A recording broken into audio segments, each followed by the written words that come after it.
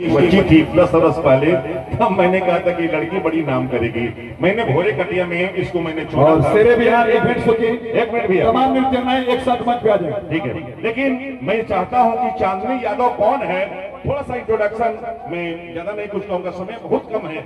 इस माइक्रोफोन के जरिए तुम बता दो कि मैं कौन हूं, कहां से हूं, क्या हूं, बस इस माइक्रोफोन के जरिए, बस 1 मिनट में। सबसे पहले आप लोग का आई लव यू।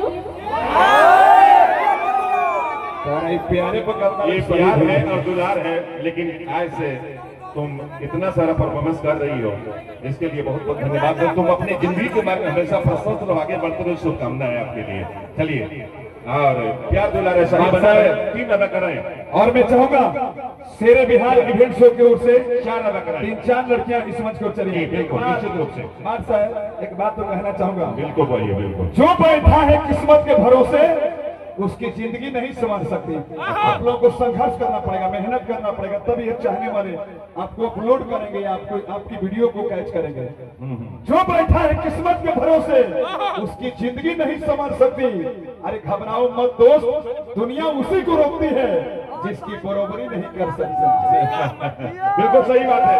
और देखिए, समय की परिधि को ध्यान में रखते हुए 4 अदा कराएं, बस आगे बढ़ेंगे आप लोग। समय कम है, बोलना भी कम है, एंटरटेनमेंट भी करवाना है आप सबको। गला को प्ले किया जाए।